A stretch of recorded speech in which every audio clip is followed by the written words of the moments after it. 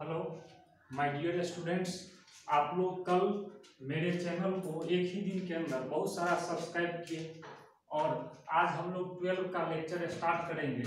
Day by day आप लोग को लेक्चर हम देंगे और प्रयास करेंगे जो मैथमेटिक्स को कैसे बनाया जाए, कैसे सीखा जाए।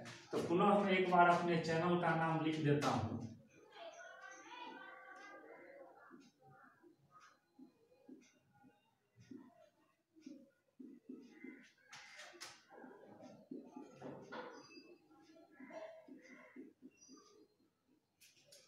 जो भी बच्चे अभी तक इस चैनल को सब्सक्राइब नहीं किए हैं वो बच्चे मेरे इस YouTube चैनल को सब्सक्राइब कर लेंगे और मेरे साथ जुड़ जाएंगे और प्रतिदिन आप लोग को हम लेक्चर स्टार्ट करेंगे।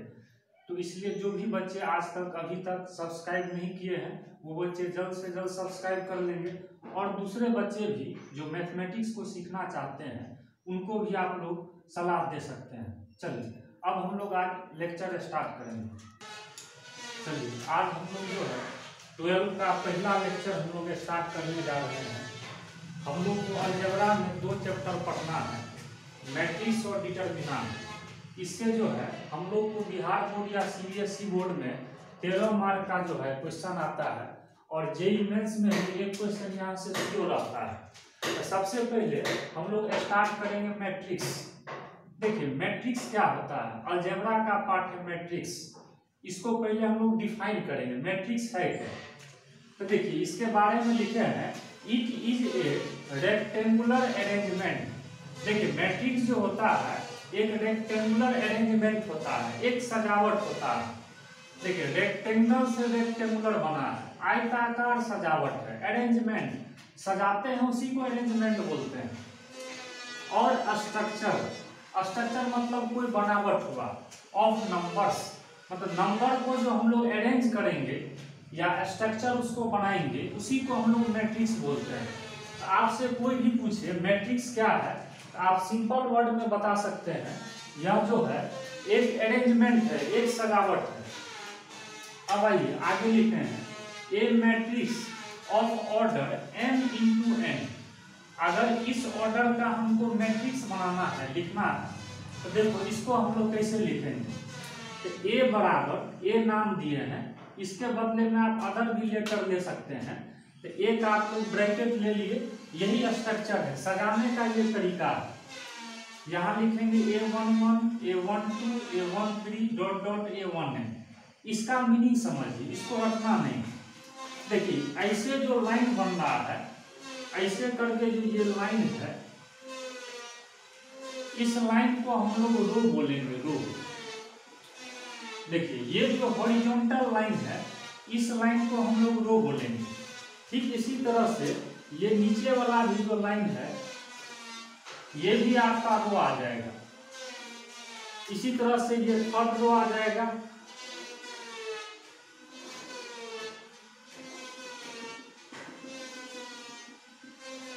फिर फोर्थ रो, फिफ्थ रो, इसी तरह से AM1, AM2, AM3 dot dot AMN, ये m रो हो गया।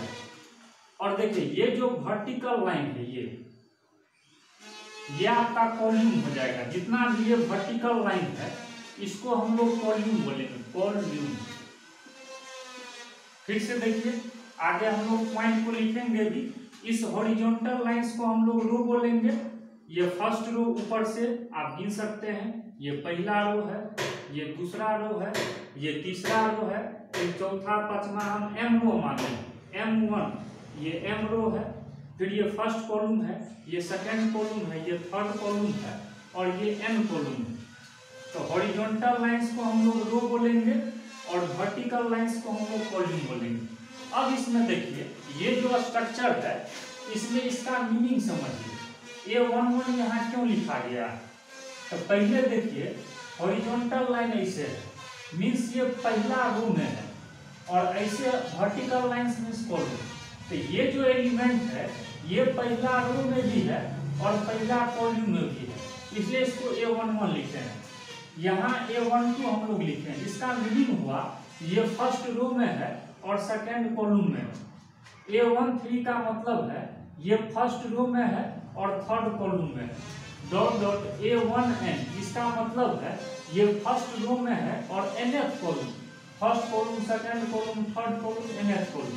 ठीक इसी तरह से आप समझ सकते हैं, यहाँ A21 लिखे हैं, मीन्स सेकेंड रो, नीचे सेकेंड रो, ये फर्स्ट कॉलम, फिर A22 है, मीन्स सेकेंड रो है, सेकेंड कॉलम, A23 है, सेकेंड रो है, थर्ड कॉलम है।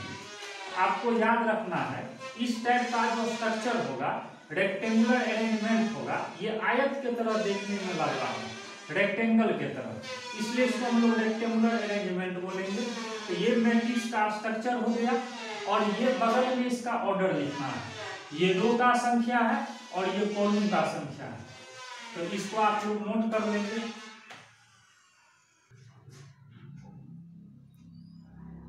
चलिए, अभी हम लोग मैट्रिक्स का डेफिनेशन देखे थे, अब कुछ आप लोग पॉइंट समझ लीजिए, इससे मैट्रिक्स को समझने में बहुत आसान होगा। जैसे पहला पॉइंट लिखे हैं, the structure of matrix is. देखिए, मैट्रिक्स का जो स्ट्रक्चर होगा, ये आपको इस ब्रैकेट में भी ले सकते हैं, या इस ब्रैकेट में भी ले सकते हैं, या ऐसा वाला भी ब्रैकेट ले सकते हैं, लेकिन जनरली जो है हम लोग इस ब्रैकेट को यूज करते हैं। लेकिन कहीं कहीं आप लोग ये भी ब्रैकेट ले सकते हैं, या ये भी ब्रैकेट ले सकते हैं, तीनों मैट्रिक्स का ही ब्रैकेट। पॉइंट नंबर सेकंड पे आएंगे, हॉरिजॉन्टल लाइंस आर कॉल्ड रो। देखिए, ये जो हॉरिजॉन्टल लाइन होगा, हॉरिजॉन्टल लाइन, ये जितना भी हॉरिजॉन्टल लाइन है ऐसा वाला, ये जो हॉरिजॉन्टल लाइन है इसको हम लोग रो बोलेंगे। थर्ड पॉइंट लिखे, vertical lines are called column. Vertical means खड़ा, ये ऐसा जो लाइन होगा, देखो इसको हम लोग रो बोलेंगे हॉरिजॉन्टल को, और ये जो वर्टिकल लाइन होगा इसको हम लोग कॉल्यूम बोलेंगे, कॉल्यूम। फिर से देखो, हॉरिजॉन्टल लाइंस को रो बोलेंगे और वर्टिकल लाइंस को कॉल्यूम बोलेंगे। अगला पॉइंट है, a matrix of order is written. देखिए, किसी भी मैट्रिक्स का अगर ऑर्डर लिखना है तो इसको इस फॉर्म में, इस रूप में लिखना है, रो इनटू कॉलम। किसी भी मैट्रिक्स का जो ऑर्डर होगा उसको इस फॉर्म में लिखना है, रो इनटू कॉलम। नेक्स्ट पॉइंट है, ए आई जे, स्मॉल ए है, ए आई जे डिनोट्स, इसका मतलब ए आई जे का मतलब देखिए, ए इज एन एलिमेंट, इसका मतलब एलिमेंट है, स्मॉल ए का मतलब of ith row and jth column. A i j का मतलब हुआ ए एलिमेंट है जो ith रो में है और jth कॉलम में है। पहले रो देखना है, बाद में कॉलम देखना है। तो ए आई जे का मतलब हुआ ए एलिमेंट है जो ith रो में है और jth कॉलम में है। नेक्स्ट पॉइंट लिखे हैं, an element a i j is said to be diagonal element. आपसे कोई पूछे डायगोनल एलिमेंट क्या है, तो इसमें लिखे हैं इफ आई बराबर जे, जिसका ये दोनों सेम हो जाएगा, आई और जे, उसको हम लोग डायगोनल एलिमेंट बोलेंगे। जैसे A11, A22, A33, इसका दोनों ये सेम है, तो जिस भी एलिमेंट का देखना ये दोनों अगर सेम रहेगा उसको हम लोग कौन एलिमेंट बोलेंगे, डायगोनल एलिमेंट। चलिए, इसको आप लोग नोट्स कर लेंगे। अब आप लोग को एक क्वेश्चन हम दिए हुए हैं, इस क्वेश्चन को आप लोग बनाएंगे। और एक चीज ध्यान रखेंगे, जब भी आप YouTube के माध्यम से वीडियो देखेंगे, तो चूंकि ये क्लास से अलग है, आप वीडियो को पॉज करके और पहले खुद से क्वेश्चन बनाएंगे, और फिर जो मैं सॉल्यूशन करूंगा उससे आप लोग मैच करेंगे। और जहां भी दिक्कत हो, आपको मैं बार बार बता रहा हूँ, आप कमेंट सेक्शन में जाके और अपना कमेंट कर सकते हैं। चलिए, अब एक छोटा सा क्वेश्चन हम लिए हैं मैट्रिक्स से। ये मान लीजिए मैट्रिक्स है, एक अरेंजमेंट है, सजा करके लिखा हुआ है, मैट्रिक्स है, अरेंजमेंट। अब इसमें कुछ क्वेश्चन है, जैसे देखिए पहला नंबर क्वेश्चन है, नंबर ऑफ एलिमेंट्स। देखो, ब्रैकेट के अंदर जो ये सब नंबर लिखा हुआ है, इसी सब को हम लोग एलिमेंट्स बोलते हैं। तो कहता है कितना एलिमेंट्स का संख्या होगा, तो गिन लीजिए, 1 2 3 4, 4 दूनी 8, 4 3 12। तो पहला का आंसर हो गया 12।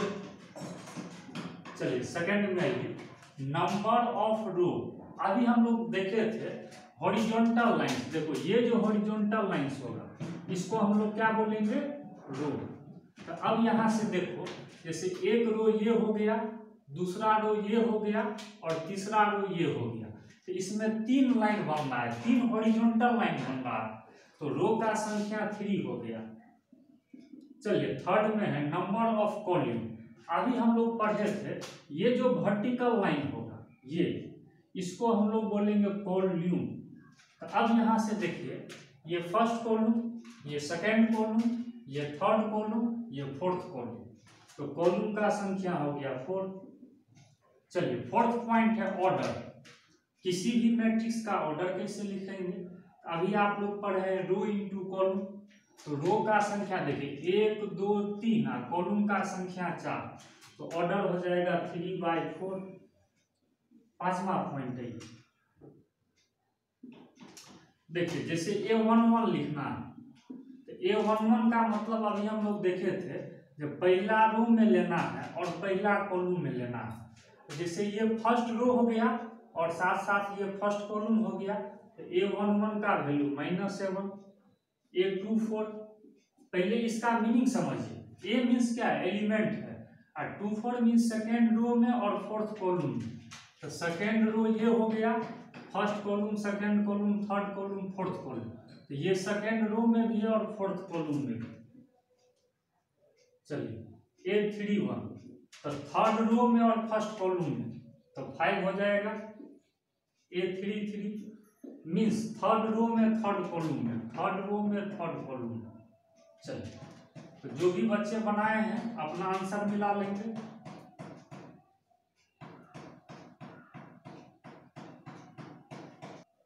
चलिए अब आप लोग को छोटा सा 2 क्वेश्चन में होमवर्क दे रहा हूं, और चैप्टर वाइज आप लोग को एनसीईआरटी केसी से ना कोई भी किताब आप बना सकते हैं। आप लोग के लिए आज 2 छोटा सा क्वेश्चन दिया हूं, एक ये क्वेश्चन है और एक ये क्वेश्चन है। दोनों क्वेश्चन कल आप लोग बना करके आइएगा, फिर मैं इसका आंसर पहले मिला दूंगा और फिर हम लोग कल आगे बढ़ेंगे। तो आज के लिए रहने दीजिए, तो कल फिर हम लोग नेक्स्ट क्लास करेंगे। तो आप लोग को वीडियो कैसा लगा आप लोग इसको जरूर कमेंट बॉक्स में जाके लिखें। जहाँ भी प्रॉब्लम हुआ होगा उसको आप लोग शेयर करेंगे, कमेंट बॉक्स में जाके लिखेंगे। तो आज के लिए रहने दीजिए, पुनः मैं कल आपके साथ फिर मैं लाइव आऊँगा। आज के लिए धन्यवाद।